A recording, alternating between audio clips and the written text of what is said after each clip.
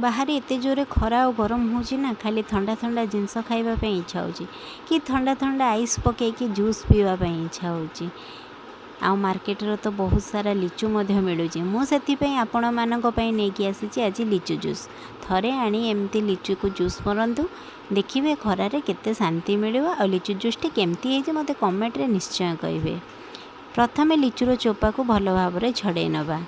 लिचुर चोपा को भल भाव में छड़े सारिया पर मझिरे गोटे कट लगे ता मंजी को सब बाहर कर नियंतु। देखंतु मोटी केमती सब मंजी को कट कर बाहर कर नेउची। लिचु जूस पीला बेले टिके जेली जेली लगे बोली मोटी ताल सज नहीं जाइए। छड़े लिचु को ग्राइंडर जार रे दे दियंतु।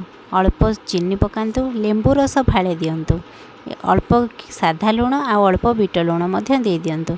मुझे ताल सज को जेली होगापी छोट छोट पीस कर काटी नौची। देखा मुझे यहाँ पकाउची। ग्राइंडर रे पूरे लिचु को मु सब ग्राइंडिंग कर नहीं।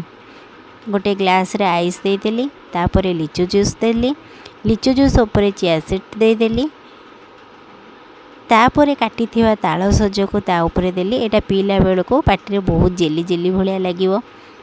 चामच साहाय्य सबू लिचु जूस को मुझे गोले नहीं सब भल भाव में मिक्स हो पुणी ता उपरे आउ किछि ताल सज दे देइछि। रेडी हो गला आमर लिची जूस। थरे निश्चय ट्राए करि पियंतु। पुणी देखा नेक्स्ट वीडियो रे। रहिली। जय जगन्नाथ।